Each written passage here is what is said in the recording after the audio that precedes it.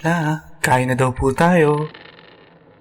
Ang aya ni Christian sa kanyang lola Ursula. Kagaya ng kanyang inaasahan, naabutan niyang nakaupo ang kanyang lola sa paborito nitong tumba-tumba. Nakapwesto ito, malapit sa bintahan may mga kapal na itim na kortina. Nakapikit, na animoy ninanamnam ang mga latak ng hiwagang iniwan ng dapit hapon sa kanyang mga mata. Nang tinignan mabuti ni Christian ang mukha ng kanyang lola, hindi niya maikubli sa sarili ang katangi-tanging kagandahan nito. Halos magwawalumpong taon na si Lola Ursula, pero parang ang layo kung ikukumpara siya sa lola ng kanyang best friend si Isagani. Tuwid pa din ang likod ng kanyang lola kapag naglalakad at hindi pa ganun kahalata ang mga kulbot nito sa mukha. Kung hindi nga lang sa puro uban nitong buhok, tiyak mapagkakamalan siyang tiyahin ni Christian. Nilibot niya ang kanyang mga mata sa maamang mukha ng kanyang lola at habang tinititigan niya ito, hindi niya maialis sa kanyang damdamin ang imahe ng malumani na paghampas ng alon sa dalampasigan. Sa taglay na yumi ng katangian ni Lola Ursula, nagatid ito ng kaibang kapayapaan sa kalooban ni Christian. Ilang saglit ay may napansin siyang nakalaylay sa bandang kwelyo ng kanyang lola. Isang kwintas na may batong esmeralda. Kakaibang hugis at ang itsura nito. Parang nabasag na ito dati at pinagtagpi-tagpi lang ulit. At nang pinokos ni Christian ang kanyang mga mata, napansin niyang sa loob ng bato ay mayroong kumikislap na pumukaw sa kanyang atensyon. Bahagya niya nilapit ang leeg upang mas makita niya ng malinaw ito. Isang bato? Insekto? Alikabok? Tanong niya sa sarili. Hindi niya makita ng malinaw ito dahil sa kulay ng esmeraldang lumilimita sa kanyang paningin. Hindi niya may paliwanag, pero parang may kung anong tinig ang tumatawag sa kanya habang siya'y lumalapit sa bato. Pakiramdam niya ay nakontrol ang kanyang isip at katawan na parang sumailalim sa isang hipnotismo. Ilang sentimetro na lang ang layo ng kanyang mga mata nang maramdaman niyang mahigpit na pagkakapit ng kamay sa kanyang braso. Ang kamay ng kanyang lola Ursula. Christian, anong ginagawa mo? Tanong ni Lola Ursula habang binalik ang kwintas sa loob ng kwelyo. Kakain na daw po tayo la. Ang tanging na isagot ni Christian na ngayon ay namumula ang muka at kamot ng kamot sa kanyang ulo. Sinubukan niyang alalahanin kung bakit nga ba napakalapit niya kay Lola Ursula. Pero wala siyang malinaw na rekoleksyon sa mga nagdaang minuto. Ano nga bang sabi ko sa iyo, iho? Ugaliin mong kumatok bago ka pumasok dito sa kwarto. Ang pahayag ni Lola Ursula. Pasensya na po Lola. Kanina pa po kasi ako makatok pero hindi po kayo sumasagot eh. Ang ibig sabihin lang nun, iho, ay nagpapahinga pa ako o kaya huwag kang pumasok. Sige ka, baka hindi ka nais-nais ang madatnan mo sa susunod na buksan mo ang pinto. Pahayag ng kanyang lola na ngayon ay tumayo na mula sa kanyang tumba-tumba. O siya, halika na at maghapunan na tayo. Habang sila'y kumakain, naging laman ng diskusyon sa pagkainan ang patuloy na pagdami ng mga nawawalang tao sa kanilang lugar. Dahil daw sa mga bali-balitang mandurukot na sakay ng puting van. Tahimik na nakinig si Christian habang ninanamnam ang malambot na karne ng putserong niluto ng kanyang tiyo Ruben, ang putahing kanyang pinakapaborito. Ano bang ginagawa ng mga otoridad at di pa nahuhuli ang mga yan? Kaliwat kanan ng checkpoint pero wala namang nahuhuli. Bulalas ng kanyang tiyo Ruben. Baka naman kasi ang dapat pagsabihin ay mga batang labas pa ng labas. Delikado na nga sige pa rin sa kakalakwatsa. Katingkat yung mga paat hindi mapirmi sa loob ng bahay. Reklamo ng kanyang tiya Minerva. Paano naman kasi mama kung nagugutom o may kailangang bilhin importante? Hindi naman yata tamang gawing hayop ang mga tao na ikukulong mo lang sa hawla. Tugon ng kanyang pinsang si Laude. Pagtapos niyang sabihin ito, agad siyang tumungo at itinutok ang mga mata sa paghihimay ng karne.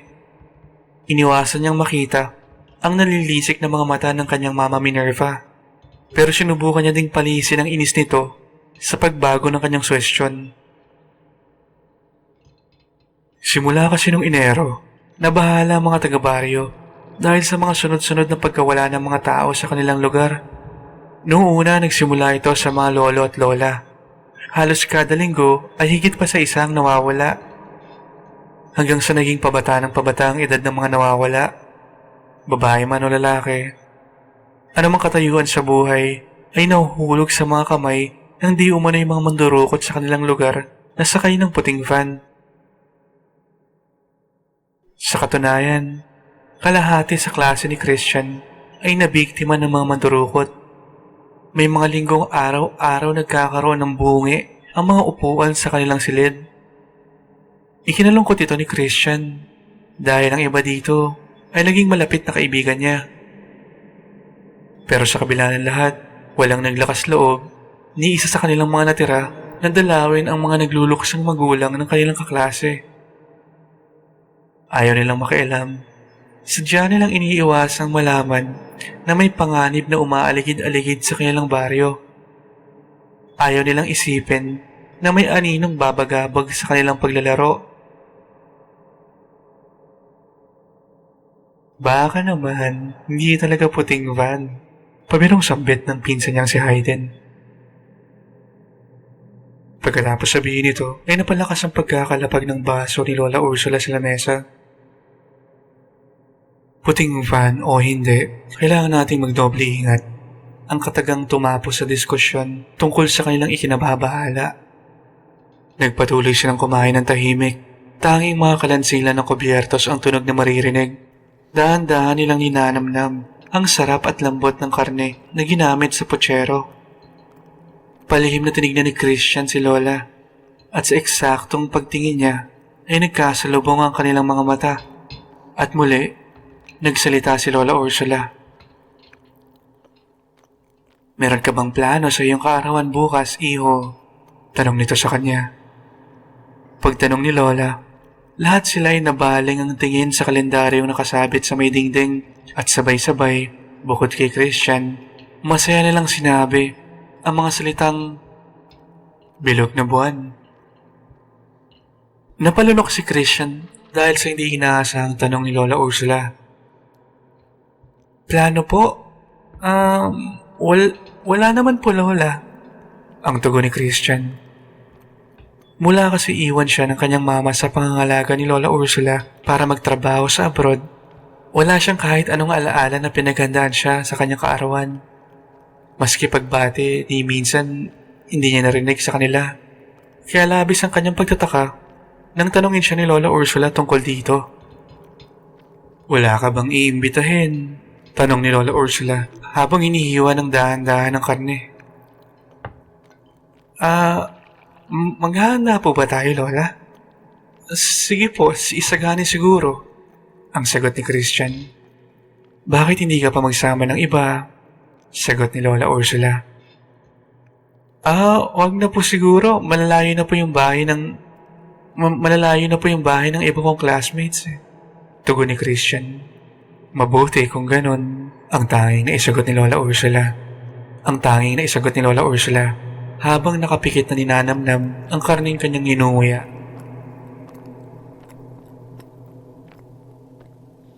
Kinabukasan, pagpasok ni Christian sa eskwelahan, nadatnan niya ang kanyang teacher na si Miss Rasega. Nakausap ang mama ni Isagani. Mukhang seryoso kayo ng pinag-uusapan dahil napansin ni Christian na mugtong-mugto ang mga mata ng mama ni Isagani. Nanunuyo din ang mga labi nito at putlang-putla ang kutis. Di niya marinig ng malinaw pinag-uusapan dahil sa ingay ng mga kaklase niya. Pero napapansin niya na pilit nilalabanan ng mama ni Isagani ang pagtulo ng luha dahil sunod-sunod na pagdampi ng panyo sa mga mata nito. Dahan-dahang naglakad papalabas ang mama ni Isagani na parang wala ito sa kanyang sarili. Bago makalabas ng pintuan, ay nilingon nito ang upuan ni Isagani. at hindi sinasadya, ay nahagip ng kanyang tingin ang mga mata ni Christian. Dito, mas nakita ng malinaw ni Christian ang kalugmukan ng ekspresyon ng mukha nito. Doon din nagsimulang magsuspecha si Christian na maaaring may masamang nangyari sa kanyang best friend. Pagkalabas ng pintuan, ay lutang pa din ang mama ni Isaganing. Binaybay ang mahabang pasilyo ng kanilang paaralan. Pero nanatiling naiwan kay Christian ang bigat ng dinadala nito. Ano kaya nangyari sa best friend ko? Tanong niya sa kanyang sarili. Tinignan niya ang kanyang guro sa pag-aakalang magbibigay ito ng eksplanasyon kung bakit absent si Isagani at anong pinag-uusapan nila ng mama niya. Pero walang eksplanasyon itong binigay sa klase at katulad ng tipikal na araw, dumiretso lang ito nagturo ng kanyang leksyon. Lumipas ang buong araw na lutang sa kawalan ng isip ni Christian. 4 na subjects ang nagdaan pero ni isang salita ay wala siyang matandaan sa mga sinabi ng kanyang guro. Nagkunwari lang siya nakatingin at nakikinig pero pasok sa kanang tenga, labas sa kaliwa ang mga leksyon na itinuturo nila. Kahit ganoon pa man, pinilit niyang abalahin ang sarili sa mga binibigay na aktibidad para malihis ang pangambang kanyang nadarama. Bukas ang kanyang mga mata, pero iba ang gustong masaksihan ng kanyang uhaw na kuryosidad. Nasaan ka na ba, Isagani? Alingawaw ng boses sa isip ni Christian. Hindi kaya, agad siyang pinagpawisan ng malamig nang pumasok ang hinala sa kanyang isip. Hindi kaya, nakuha na siya ng puting fan. Biglang nagwala ang mga paru-paro sa kanyang tiyan. Hindi niya maintindihan, pero iba ang kutob niya sa maaaring nangyari sa kanyang kaibigan. Kaya sa pagpatak ng hudyat para sa uwian, daling-daling kumaripa si Christian sa pasilyo ng paaralan. Una niyang hinanap si Miss Reseca para tanungin ang pinag-usapan nila ng mama ni Isagani. Pero bigo siyang mahagilap ito. Hindi din alam ng ibang guro kung saan ito matatagpuan. Kaya hindi na siya nagpaligoy-ligoy pa. Lumabas siya ng eskwelahan at nagdesisyong takbuhin ang daan patungo sa bahay ng kaibigan. Kung maghihintay pa siya ng tricycle, ay baka abutin pa siya ng siyam-siyam. Kaya kahit nalagpas 2 kilometro ang layo nito, ay hindi niya ito ininda. Pinaubayan niya ang lahat ng lakas sa kanyang mga paa at mabilis na tinakbo ang daan patungo sa bahay nila Isagani. Sa kanyang pagtakbo, ay bumalik sa kanya ang kwento ng kanyang classmate na si Joffy. Ikunento nito na nung gabing nawala ang kanyang kuyang si Emmanuel, ang kauna-unahang teenager na biktima ng mga mandurukot sa kanilang baryo. Nagising daw si Joffy sa ingay na nagagaling sa kwarto ng kanyang kuya. Narinig niya daw na sigaw ng sigaw ito. Paniki, ayoko. Wag, paniki, ayoko. Ang paulit-ulit na salitang narinig daw ni Joffy isinisigaw ng kanyang kuya. Nang buksan ni Joffy ang pintuan ng kwarto nito, nakita niya yung 2 lalaking nakaputi na bitbit na ang kanyang kuya Emmanuel papunta sa puting van. Anro.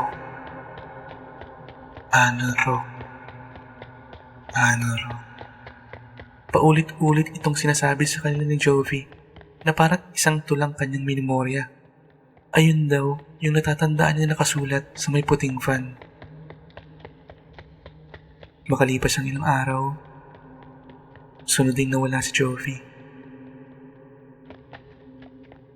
Isagani! Malakas na kinatok ni Christian ang pintuan nila Isagani. Hangos na hangos ito at hirap na hirap habulin ang kanyang hininga. Isagani! Tita!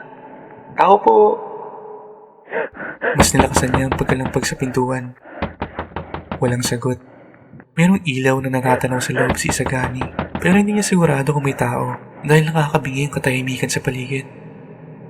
Hindi ko na yata naabutan si tita, wika ni Christian habang hinahabol ang kanyang hininga. Umupo muna siya at ipinahinga ang likod sa pintuan. Tumingin siya sa kalangitan at napansin niyang malapit nang magtakip silim. Tumingin siya sa kalangitan at napansin niyang malapit nang magtakip silim.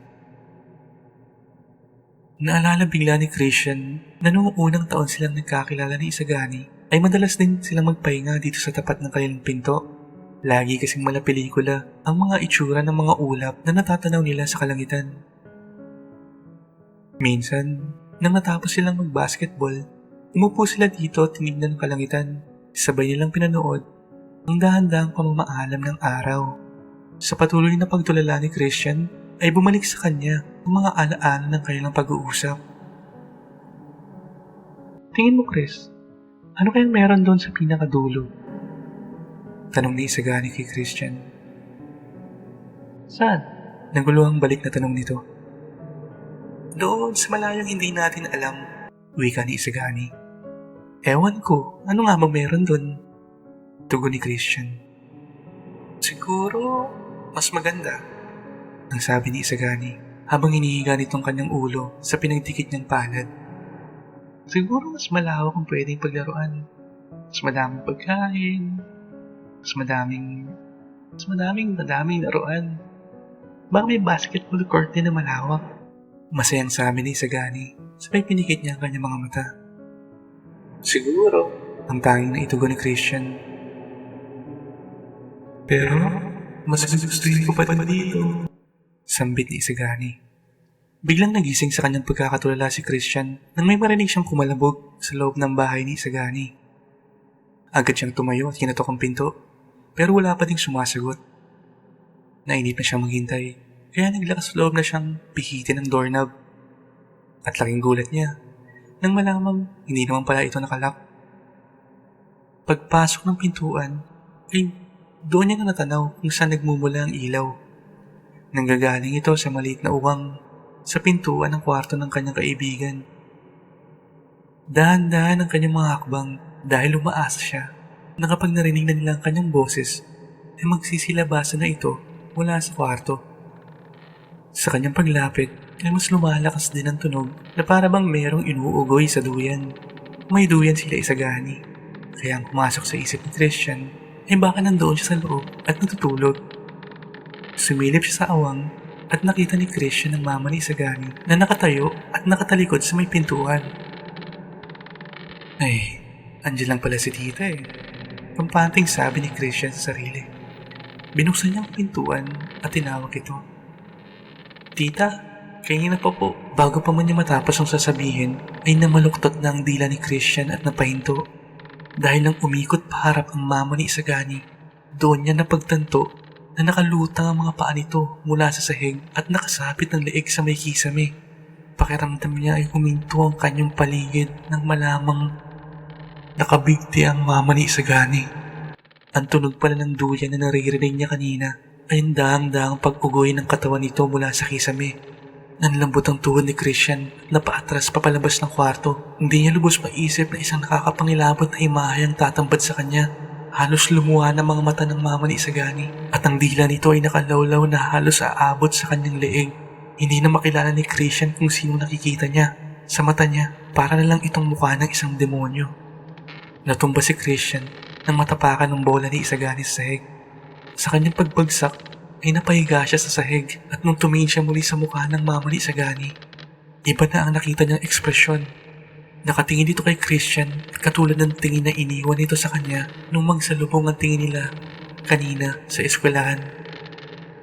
Kahit na nangibabaw ang takot at halos hindi na makagalaw sa kanyang kinahihigaan si Christian, inipon niya ang natitirang tapang at lakas para tumayo at dali-daling nagkumaripas papalabas. Sobrang kanyang pagkataranta, hindi niya alam ang kanyang gagawin. Wala siyang ibang gustong gawin kundi makauwi sa kanila, kaya tumakbo siya ng tumakbo hanggang sa marating ang gate ng kanilang bahay. Halos gumapang na siya papasok sa kanilang gate dahil bugbog na ang kanyang mga paa. Sinigaw niya ang pangalan ng kanyang tito at tita at ng kanyang lola, pero ni isa sa kanila ay hindi sumasagot sa kanyang natatarantang tawag.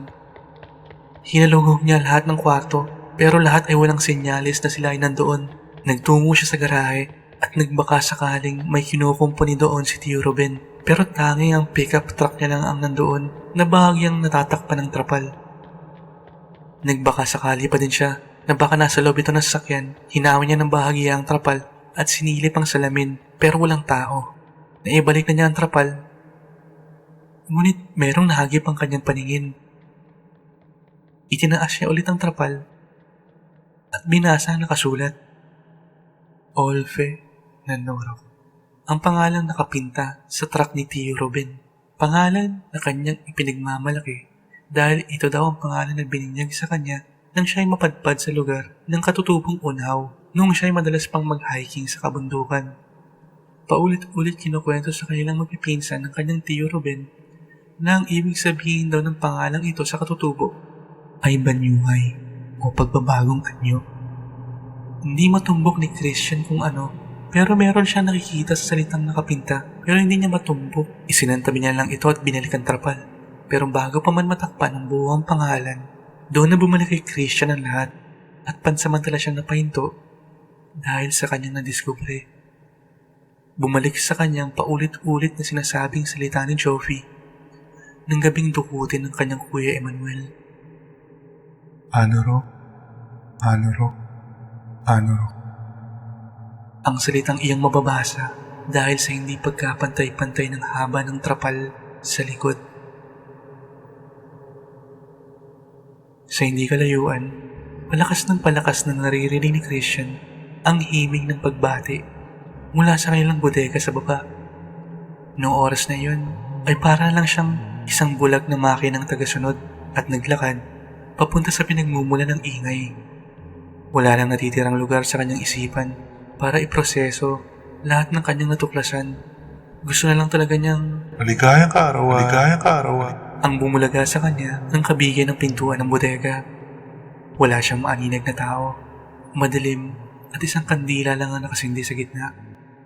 Kinapa niyang switch ng ilaw sa gilid pero pinigilan ito ng kamay na humawak sa kanyang braso.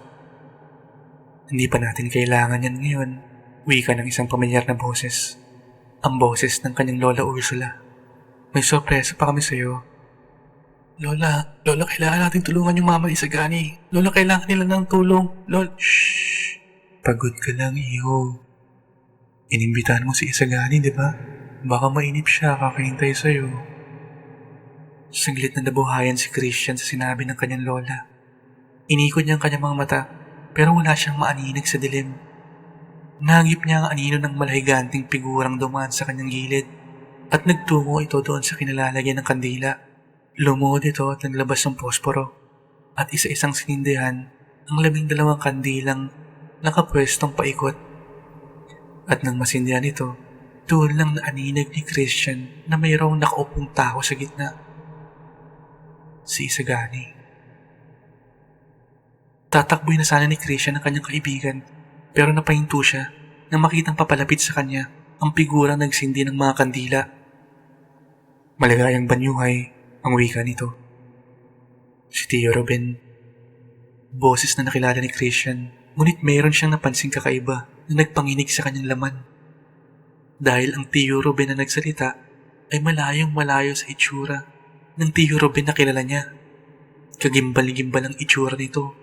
Malahigante ang taas, punong-puno ng balahibo ang katawan, at ang mukha nito ay parang mukha ng isang mapangis na lobo.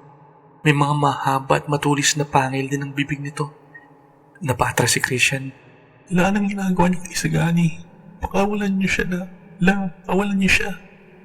Sigurado ka ba doon, iho? Siyang sakripisyo para sa iyong sagradong banyuhay. Palayain mo ng sarili mo, Christian. Ikaw lang mahihirapan kapag kinulong mo yan ng matagal. Wika ni Lola Ursula. Umagulhol si Christian at naamba ng pupuntahan si Isagani. Pero bago pa man siya makabuelo ay mahigpit na hinawakan ni Lola Ursula ang kanyang braso. Hihila na lang tayo, iho.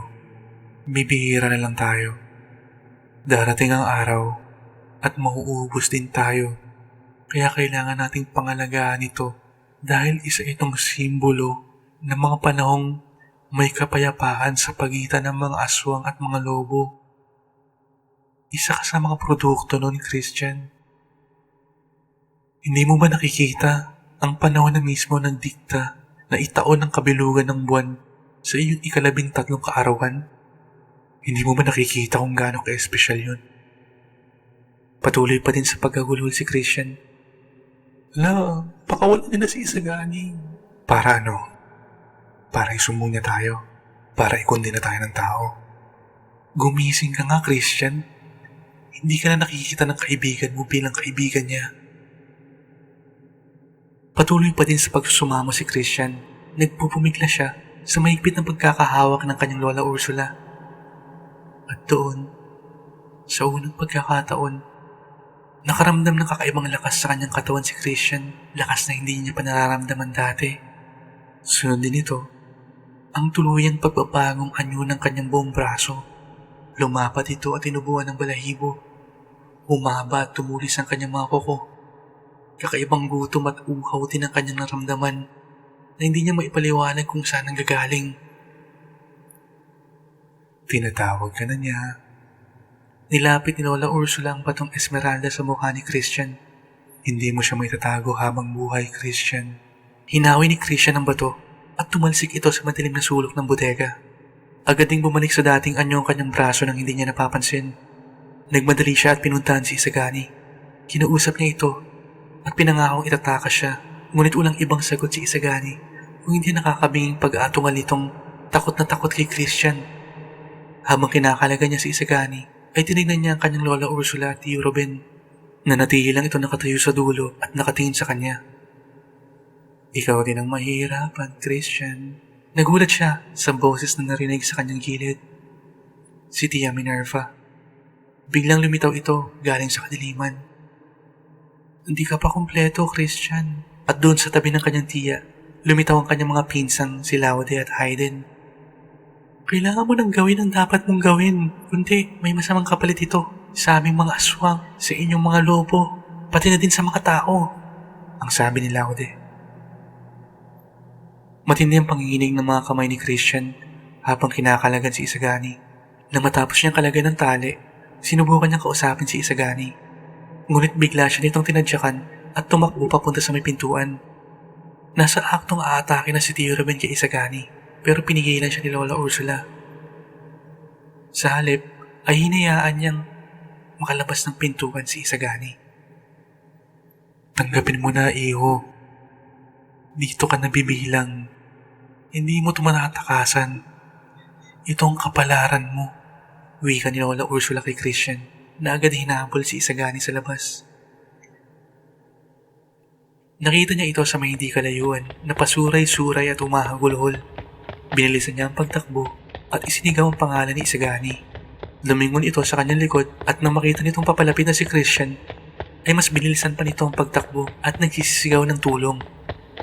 Hindi namamalayan ni Christian pero mas nagiging triple ang tulin ng kanyang pagtakbo. Pakiramdam niya may kakaibang bitamina sa liwanag ng buwan dahil hindi siya nakakaramdam ng pagod. Ilang metro na lang ang layo ni Christian sa kaibigan nang mapatid si Isagani sa isang malaking bato. Bumagsak ito at namilipit sa sobrang sakit. Halos tumabingi ang buto ng kanyang paa dahil sa lakas ng pagkakatama. Nilapitan siya ni Christian pero bago ito makalapit, kahit na matindi ang sakit ng paa, ay sinubukan pa ding makatayo ni Isagani. Hinawakan ni Christian ang balikat nito pero mas lalong nagsisisigaw at muli itong natumba. Lalapit sana si Christian para tulungan siya pero palihim pala itong pumulot ng bato at sinurpresang inampas si Christian sa mukha. Hinawakan ni Christian ang kanyang balikat para pakalmahin pero mas lalong nagsisisigaw ito at muling natumba. Lalapit sana siya para tulungan si Isagani pero palihim pala itong pumulot ng bato at inihampas sa mukha ni Christian. Bumagsak si Christian pero bago pa sumayad sa lupa ang kanyang katawan ay may kung anong pumitik sa kanyang loob dahilan para mapigilan ang pagkakabagsak. Pakiramdam niya ay parang gumanang husto ang kanyang katawan. Nagtungo siya kay Isagani para kumprontahin ito. Isagani, ako to. Si Christian. Magkaibigan tayo, di ba?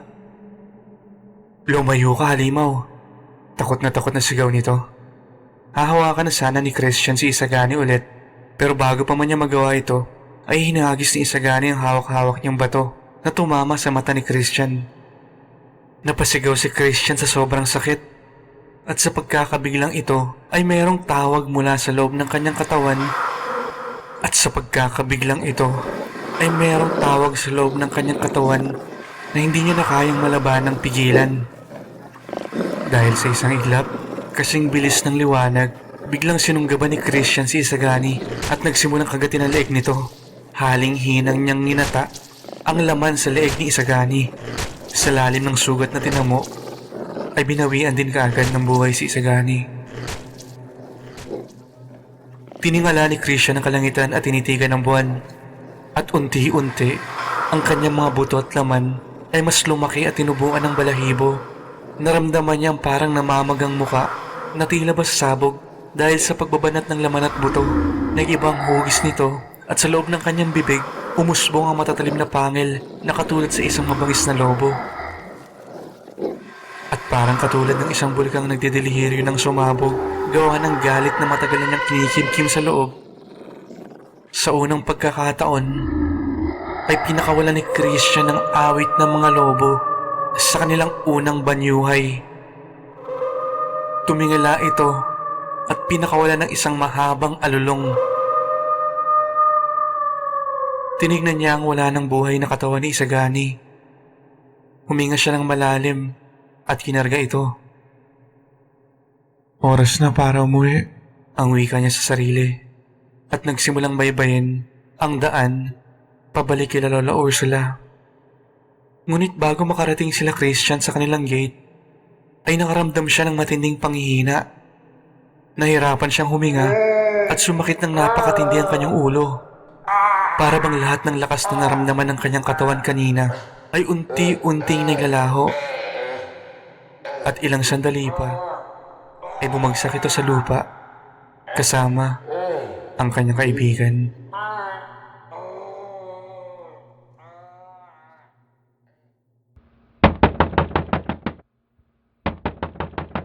Ay ma'am, tuloy po. Buti napadalaw kayo. Wika ng mama ni Christian. Tumuloy si Ma'am Rasega at naglakad sila papuntang salas. Inalok ng mama ni Christian si Ma'am Rasega magkape. Tumango ito at mabilis nagtungo sa kusina ang mama ni Christian para magtimpla.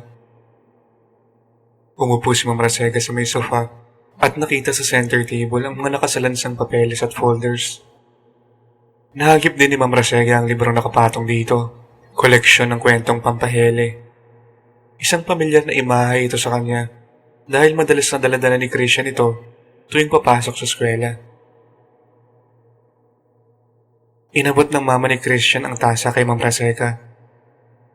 Inipon niya ang mga nakasalansang papel sa center table at siniksik ito sa loob ng folder at inihagi sa tabing upuan. Pasensya na po kayo ma'am, medyo late na din po kasi ako nakatulog kagabi, kaya hindi na ako nakapagligpit. Paliwanag ng mama ni Christian.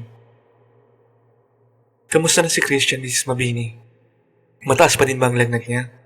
Nag-alala ako kahapon dahil parang na siyang kinukonvulsion sa classroom. Ang wika ni Miss Rasega. Ayun, may lagnat pa din po, pero hindi na ganun kataas katulad kagabi. Ma'am, kahit Mildred na lang po ang itawag niyo sa akin, kakaya naman. Ang wika ng mama ni Christian. Tumango si Miss Rasega at nilapag ang kanyang tasa sa center table. Madalas bang mangyari sa kanya to?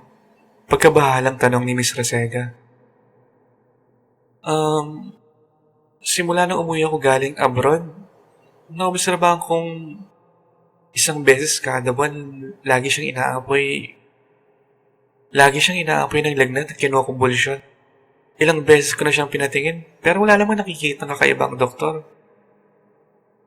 Pero kagabi lang yung unang beses na naglakad siya ng tulog. Ang sagot ni Mildred. Pagkatapos ay nagpatuloy itong haluin ang kanyang tasa. Hindi man ito mapansin sa salita, pero batid ni Miss Rasega ang tensyon na nararamdaman ng mama ni Christian. Napansin niya ito dahil sa paulit-ulit na pagkamag ni Mildred sa dulo ng kanyang tenga sa tuwing siya magsasalita. Ganito din kasi ang ekspresyon na ginagawa ni Christian kapag hindi mapakali at may gumugulo sa kanyang isip. Wala naman na po siguro yung virus na yun, ma'am, no? Hindi naman siguro kayang magstay nun sa katawan ng ganito katagal. May kaunting panginginig sa boses ni Mildred. Hinawakan ni Miss Rasega ang kanyang kamay at nagsabing, wala na Mildred, wala ka nang dapat ikabahala. Matagal na nilang nahanapan ng lunas sa virus na yun. Wala ka nang dapat ikabahala. Ligtas ang anak mo. Sunod na nabaling ang tingin ni Miss Rasega sa libro. Paborito niya talaga yan, ano? Wika ni Miss Rasega. Ah, ito. Nako, ma'am. Sobrang sobra. Parang naging manika niya na yan eh. Hindi siya nagsasawang pakinggan yung mga kwento dyan. Lalo na yung tungkol sa Esmeralda. Napahinto ito saglit at dahang-dahang hinaplos ang libro. Hanggang ngayon, wika ni Mildred. Iniisip ko, parang biro lang ang lahat na nangyari. Naniniwala pa din akong nagbakasyon lang sila kung saan. Tapos, sinikreto nila sa akin ng araw ng kanilang pag-uwi. May mga umaga na nagmamadali akong bumangon kapag narinig kong may nagwawali sa labas. Kasi alam kong si Ate Minerva na yun. Lagi pa din ako namamalikmatang kumakaway si Kuya Ruben sa akin kapag may humihintong sasakyan sa labas. Kumakatok pa din ako sa pintuan ni Nanay Ursula bago ako pumasok at nagbabaka sakali na kahit sa isang sandali, ilang segundo lang, makita ko siyang payapa sa kanyang upuan. Makita ko lang siya ulit. Hindi na napigilan pa ni Mildred at nagsimula na itong humagulhol. Agad na lumapit si Miss Rasega at hinagka nito, sabay daang-daang hinaplos ang kanyang likod. Mildred, sambit ni Miss Rasega. Mahirap magluksa kapag wala kang katawang dadalawin. Pakiramdam ko, napabayaan ko siya ng lahat dahil hindi ako nakauwi. Patuloy ang pagiging ni Mildred. Wala kang kasalanan. Walang may kasalanan. Isang pandemya ang tumama sa mundo at walang may gusto nun. Alam kong alam nila na gusto mong umuwi nung panahon na yun. Pero hindi ka makauwi dahil sa nangyari. Maraming nawala ng mahal sa buhay dahil sa pandemyang ito. At wala kang dapat sisihin. Wika ni Miss Rasega. Minsan, pakiramdam ko, sinisisi ni Christian ang sarili niya sa nangyari. Alam kong masama ang loob niya dahil kung hindi sila dinala ng kaibigan niya sa ospital, hindi sana mahahawaan silang lahat. Kung hindi lang sila nagpagabi at naglaro sa gubat. Kung hindi sila nagpagabi at naglaro, hindi sana sila atake ng mababangis na hayop dito. Ang sabi ni Mildred. Mildred, may kanya-kanya tayong paraan ng pagluluksa, Mildred. Bigyan mo ng oras maghilom ang nararamdaman niya. At lagi mo sa kanyang ipapaalala na wala siyang kasalanan sa nangyari. Wika ni Miss Rasega. Pero mag-iisang taon na, ma'am. Hanggang ngayon, hindi pa din siya nagsasalita. Tulala pa din siya palagi. Minsan kumakain, minsan hindi. At buwan-buwan ay nagkakasakit siya ng ganito. Kung wala siguro kayo, hindi ko alam kung sinong tatanggap sa kanyang guro. Wika ni Mildred. Sumandali ito sa pagkakaupo at pinikit ang mga mata. Lumipas ang ilang minuto, tanging ingay lang ng minsan ng paglapat ng tasa ni Miss Rasega sa platito ang nangibabaw na ingay sa loob ng salas. Sa tagal ng pananatili niya sa ganong posisyon, inisip ng maestra na baka nakatulog na ang mama ni Christian. Dahan-dahan niyang kinuha ang libro sa center table at binuklat ang mga pahina. Minsan iniisip ko, nagsimulang magsalita ang mama ni Christian. Mas maaagapan sana ng mga tao ito kung nakinig sila sa mga kapani-paniwalang balita kaysa sa mga stupidong haka-haka. Sino ba naman ang nasa matinong pag-iisip na sasabihin nangunguhang puting van? Mga ambulansya yung mga yun na dinadala yung may mga sintomas. Tapos pati yung mga chismis sa mga gumagalang lobo at mga aswang, yun ang mas pinaniniwalaan nila. Mas marami tuloy nawala. Isa pa tuloy sa dagdag alahanin ko ngayon hindi ko alam kung saan ko iiwan si Christian kapag bumalik na ako sa abroad, dagdag ni Mildred. Bigyan mo pa ng kaunting oras magluksa si Christian, Mildred. Pinatong ni Miss Rasega ang kamay niya sa balikat nito. Huwag na nating isisi kung kani-kanino ang nangyari nung nakaraang taon. Magpasalamat pa din tayo na nadala sila sa ospital ng gabing yun. Hindi nga lang pinalad ng kaibigan ni Christian dahil sa tama nito sa leeg. Pero magpasalamat pa din tayo dahil kahit papaano hindi inatake si Christian kung ano man yung umatake sa kanila. Kaunting tiis lang at babalik din siya sa dati. Ang wika ni Miss Rasega. Sana, napabuntong hininga na lang si Mildred at tinitigan ng sahig. O siya, mauna na ako ha. At didiretso pa ako sa eskwelahan. Ayos ka lang ba dito? Tanong ni Miss Rasega kay Mildred. Tumayo na ito ng upuan at akmang liligpitin ng tasa pabalik sa lababo. Pero pinigilan siya ni Mildred. Ayos lang po ma'am. Baka po magluto ako mamaya kahit kaunti. Birthday kasi ni Christian ngayon eh. Di ko na nga alam kung magluluksa ba ako o mag-celebrate. Ngayon din kasi yung death anniversary nila eh. Kapag may oras kayo mamaya ma'am, daan lang kayo ha. Nagpaalam na si Miss Rasega kay Mildred. Pero bago ito makalabas, ay nagtanong ito kay Mildred kung pwede niyang mahiram ang paboritong libro ni Christian. Iniabot ito sa kanya at inilagay sa kanyang bitbit na bag. Lumabas na ito ng gate at sinimulang baybayin ng mahabang daan papuntang eskwelahan.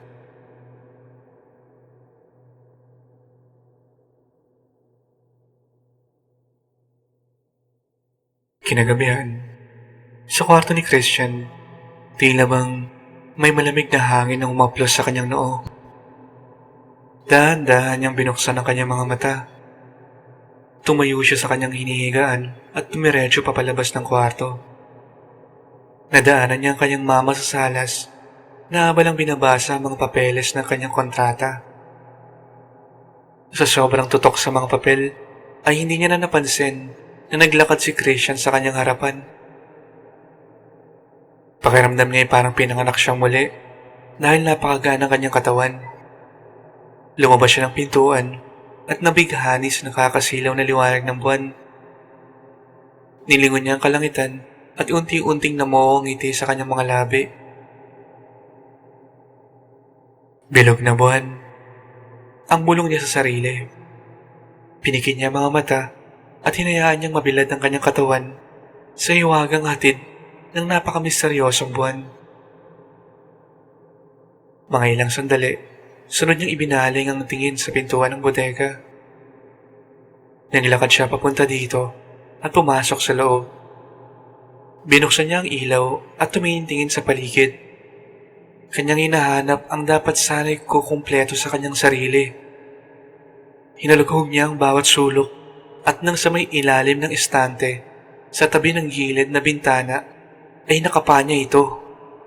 Agad na nanumbalik ang ngiti at tila ba nga ang mga mata niya ay nagbunyi sa tagumpay. Dahil sa wakas, natagpuan niya na din ang kwintas. Ang kwintas na si Celio sa kanyang banyuhay. Ang kwintas ng asoging binalot sa batong esmeralda. Hinawakan ni Christian ito sa kanyang palad at naramdaman ng kakaibang lakas na nanumbalik sa kanyang katawan. Handa na ako. Ang wika niya sa sarili. Naglakad siya papalabas ng kanilang gate. Sa huling pagkakataon, nilingon niya ang bahay na kanyang kinilalang tahanan simula nung siya magkaisip. Salamat, Lola Ursula. Paalam, Mama. Ang kanyang huling kataga. Bago ito naglakad, papalayo sa kanilang bahay. Sa kanyang paglalakad, ay narinig niya ang pagbitak ng mga tuyot na dahon na tila bang nangas maglaan ng memoryang may hatid na matinding emosyon. At muli, sa kanyang pagtulala, ang mga mata niya ang naging kurtina para sa pagtatanghal ng dulang pinagbibidahan ng mga alaalang gumugunita noong hapon na pinag-usapan nila kung anong hiwagang matatagpuan sa dulo ng ulap. Pinag-usapan nila ni Isagani ang mga nakakainganyong bagay na hatid ng kung anong lugar ang meron doon sa pinakadulo. Malalawak na palaruan, masasarap na pagkain, mas maraming kaibigan, puro kaginhawaan, laging masayang lahat sa huli. At doon lang tumama sa kanya ang tindi ng hagupit ng huling katagang binitawan sa kanya ng kanyang namayapang kaibigan. Pero, mas gugustuhin ko pa din dito. Umalingaw-ngaw sa kanyang isip ang mga salitang iniwan ni Isagani. Isagani, banggit ni Christian sa kanyang sarili. Nagising ito sa kanyang pagkatulala at hindi na malayan ang dahang-dahang pagtulo ng luha sa kanyang mga mata. Maya-maya pa, nagsimula ng tuloy-tuloy niyang pag-ikbi. Mas gugustuhin ko pa din naman dito. Pero kailangan ko nang tanggapin kung ano talaga ako. Kailangan kong maging ako doon sa kung anumang lugar ang meron sa kabilang dulo. Ayoko na ulit makapanakit dito, Isagani. Isagani, patawarin mo sana ako sa nagawa ko sa'yo. Paalam. Isinuot ni Christian ang kwintas at dahan-dahang nagbago ang kanyang anyo. Ang malakalansay na braso at binte ay mas nagkalaman at naging maskulado.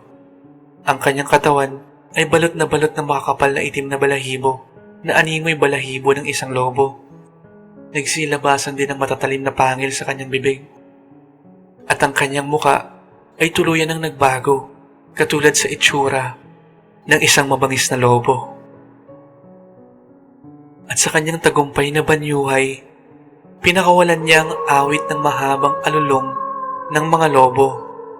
At sa ilang sandali, narinig niya ang sagot na alulong sa kabilang dulo. At kasing-liksi ng liwanag niyang tinahak ang masukal na kagubatan papalayo sa kanilang baryo.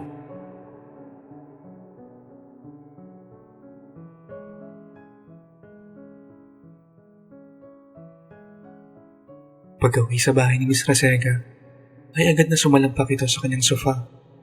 Malalim na nagbuntong hininga ito dahil sa matinding pagod gawa ng kanyang trabaho sa eskwelahan. Napatingin siya sa center table at napansin ang nakalawit na libro sa kanyang bag. Ang librong hiniram niya kay Mildred nung bumisita siya doon kanina. Muntik na mawala sa isip niya. Kinuha niya ito at sinimulang buklatin. Mga koleksyon ng kwentong pampahele, sabi sa pamagat. Sunod na napadpad siya sa pahinang may nakaipit na bookmark. Binasa niya ang pamagat nito. Ang Batong Esmeralda. Hinanap niya kung sinong may akda, pero walang nakasulat. Sinimulan niya itong basahin, at nainganyo siya sa mga pagkakatulad nito sa mga lugar sa kanilang baryo. Pati ang mga kaganapan ay nakakamanghang may pagkakapareho. Sa kwentong ito, naipit ng isang katauhan sa kaguluhan ng dalawang hindi magkasundong uri ng nilalang, ang mga lobo at ang mga aswang. Dumating na sa puntong padami ng padami ang mga naglalahong tao. Noong mga panahong lobo pa lang ang naghahari, ay puro matatandang malapit na mawala sa mundo ang isinasakripisyo bilang alay. Pero nung nagsidatingan ng mga aswang sa baryo, ay wala nang pinipiling edad, mapabata man o matanda.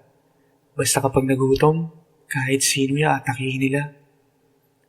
Nawala ng balanse ang distribution ng pagkain. Ang ibabaw ang nararamdamang takot ng mga tao.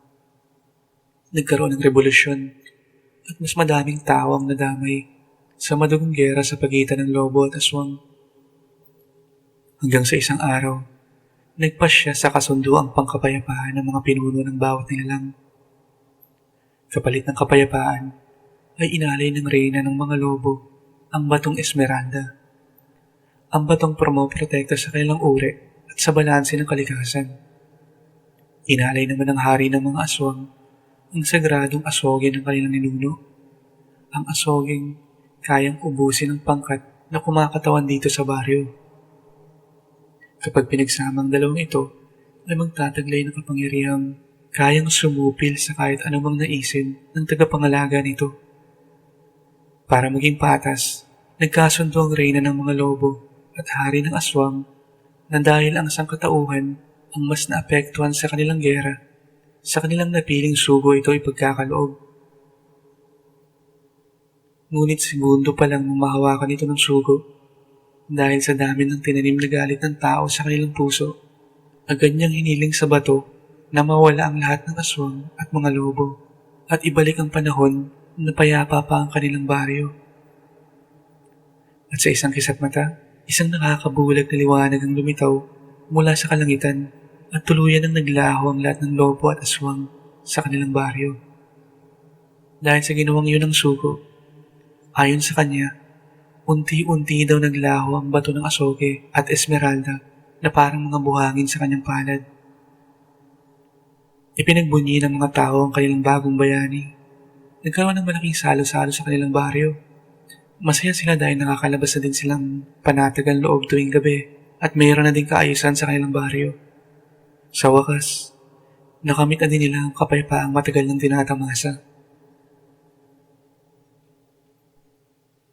Ngunit isang araw, pagtapos ng kanilang pagpupunyagi, mula sa kung saan bigla nagdagsahan ng mga peste, nagkarerahan ng mga daang-daang malalaking daga papunta sa kanilang baryo. Mga paniki, baboy ramo, iba't ibang insektong sumisira sa pananim. Mas dumami ang mga umaaligid na mababangis na hayop na gumagala sa gabi. Mahigit 20 na ang nasawi dahil sa pag-atake ng tigre sa loob lamang ng isang linggo. Marami din ang natuklaw ng ahas. Mas nahirapan na sila makapangaso dahil marami na silang kakompetensyang mababangis na hayop sa gubat. At nang tuluyang lumala ng sitwasyon ng baryo, ay isinisi nila ito sa kanilang sugo. Kung hindi man ginawa, hindi sana magiging ganito. Galit na sabi ng isang kabaryo sa kanilang pagpupulong. Sinubukan mo pa kasing maging bayani. Peking tagapagligtas. Sabay dura sa sugo ng kanyang itinuturing na kanang kamay. Mga ilang sandali pa ay may mga lumilipad na bato mula sa madla at tuluyan ng kinuyog ang sugo dahilan ng kanyang pagkamatay. Lalaban tayo hanggang huli. Sambit ng kanang kamay ng sugo. Lalaban tayo, sagot ng mga tao. Ngunit isang araw lang ang nakalipas, pagtapos masawi ng sugo. Dumating ang salot na magiging dahilan ng pagkawala ng halos lahat ng tao sa baryo. Ang pinakakinatatakutang salot, ang salot na itim. Pero lingid sa kaalaman ng mga tao, hindi naman talaga nawala ang bato.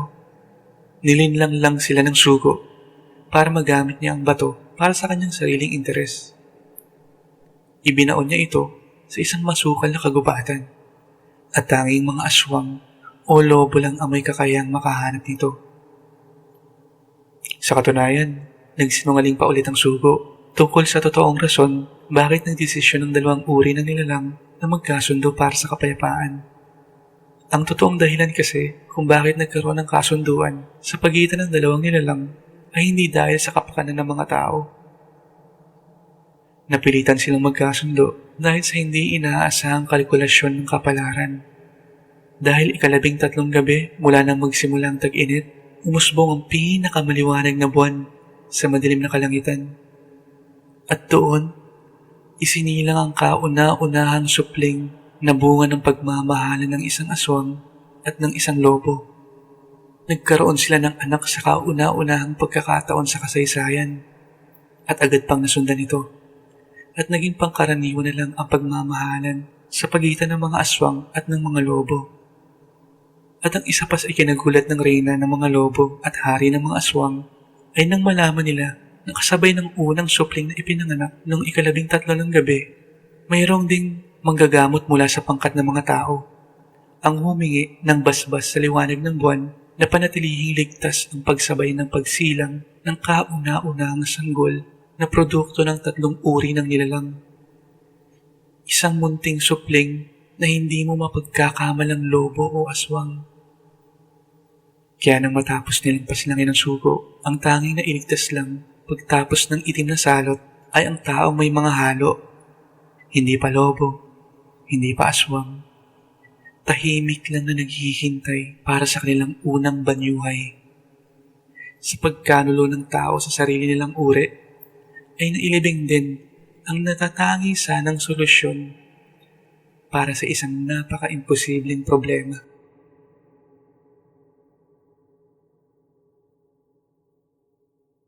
Isinara ni Miss Rasega ang libro at napabuntong hininga. Tinignan niya ang orasan.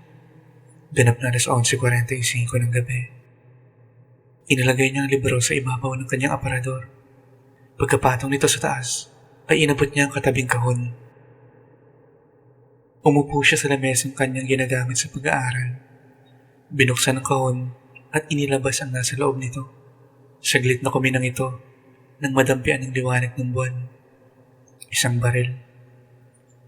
Baril na mayroong mahabang huso. Sinentro ito ni Miss Rasega sa kawalan at inasinta niya. Suabe ang salitang pumasok sa isip niya. Sunod niyang kinuha ang mga pilak na bala sa loob ng kahon at isa-isang isinilid ito sa baril. Pagkatapos, ay nilapag niya ang baril sa lamesa. Inilibot niya ang mga mata sa mga inipong na ilathalang balita at investigasyon tungkol sa mga pagkawala ng mga tao sa baryo. At tinignan niya ang litrato na pinagigitnaan nito. Sa litrato ay may isang batang abot tenga ang ngiti at may hawak-hawak na bola ng basketball. Ipinahinga ni Miss Rasega ang kanyang ulo sa lamesa at tinitigan ang larawan. Inilibot niya ng dahan-dahan ang kanyang daliri sa mukha ng bata. Isagani, ipaghihiganti kita. Ipaghihiganti kita, kapatid ko. Buong pananalig na ipinangako ni Miss Rasega. Sumandali siya sa upuan at hinawakan ng baril. Tinignan niya ang relos. 5 minuto bago mag-alas 12 ng gabi. Nasa akin ang importante sa'yo. Binulong ni Miss Rasega sa kawalan. Kinuha niya ang baril at tumingin siya sa bintana. At tahimik na naghintay sa alulong ng unang banyuhay.